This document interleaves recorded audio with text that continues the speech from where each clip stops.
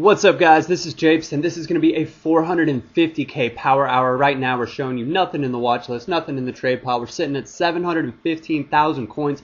I do go out and buy 5,000 coins worth of bid tokens, so for profit's sake in the end, we're going to call it starting at 710,000 coins. Just showing you how I look for cards. People ask all the time, what do I search for? I literally just search gold and whatever league I feel like going to check out at that time.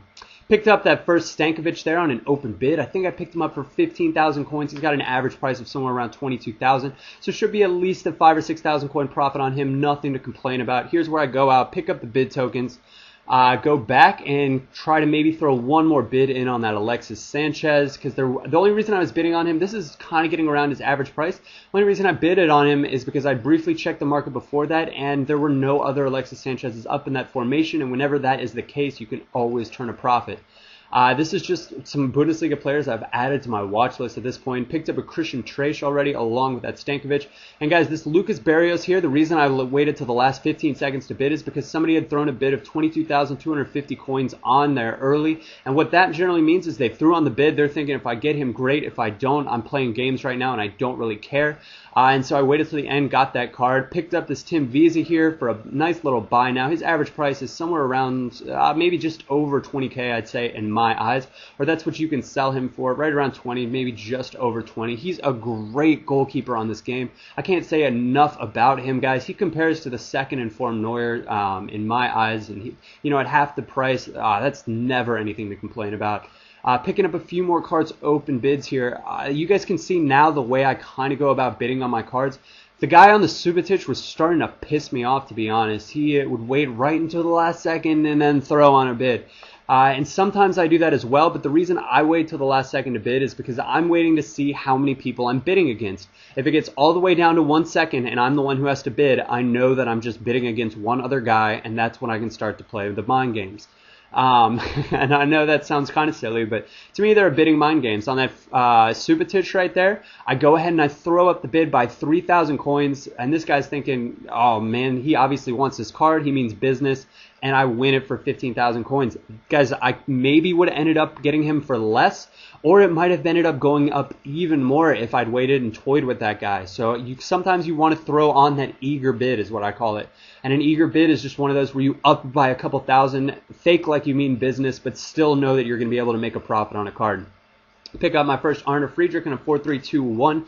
4-3-2-1 is great for the Bundesliga because everybody wants to use Robin and Ribery as their right forward and left forward. These are all the cards now that I picked up open bid. Didn't show at the end there. The buys of the episode actually are probably the inform Javier Mascherano and an inform, or the team of the year Ezekiel Lavezzi. Great little Argentine players that pick up for great prices. You can see that's that Visa that we bought now. And we're going to list him just over 20k, see if he goes. This Lavezzi picked him up for 125k in an open bid, a 4-2-3-1 formation. Someone was obviously using him as an attacking mid, and he does sell for that, guys. So I'll lose maybe 7k or so on the EA tax right there, but that still is about a 13k profit, and that's nothing to complain about. Moving on, that Javier Mascherano there, we picked him up for 55,000 coins in a 4-1-2-1-2 formation. That's amazing. He sells overnight, practically instantly right after I bought him for 70,000 coins, guys. So that's an easy profit, and that's something we'll take every time. Lucas Barrios here, picked him up, I think that's 20k. We list him in the high 20s again. I really like trading Lucas Barrios. He's one of those cards, he's actually a bit rarer than people think, but he can't, because of his nationality, he can't fit into loads of different hybrid squads unless you're throwing some German players around him. And while he's not considered by some to be one of the best strikers in the Bundesliga, in my eyes, he definitely is. So if somebody decides they want to go get Barrios, they go out and get him and don't really bother to check his price, as there aren't many Barrioses up on the market at a given time. Another Arne Friedrich here, picked him up for 22k. His average price in a 3-5-2 is, I'd say, around 26k. We'll list him, for a hopeful price overnight the first time. And guys, my hopeful price is just one of those where, it's the first listing. It's one of those I'm listing them up overnight when there are going to be fewer cards up there. And if they sell for that hopeful listing, that's extra profit in my book. And if they don't sell, then no big deal. I can list him the next day and take down his price, until he sells, and it's just that easy. There's that Subotic that we threw that eager bid on and ended up picking up. Nagatomo's the first card that sells. I just put him, probably could have got a little bit more than 12,500. As he is a great little right back, and in a 4-3-1-2, that is a popular formation for Serie A, as there are a lot of good center attacking mid, center mid, and center forward players within that league. Christian Treich there, listed for 7,000. He ends up selling for 6,000. Now it's profit day here.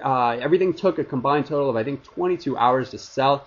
After spending 1 hour just buying, we're up to 781,000. If you remember, we started at 710,000 coins, so that's 71K profit on the 13 cards that we bought.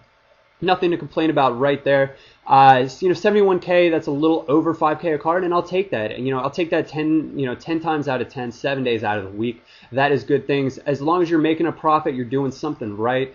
But other than that, guys, this is Japes. I hope you enjoyed this video. If my tips are working out for you, feel free to give it a thumbs up, guys. If you haven't already, check out my channel, and I will catch you all next time.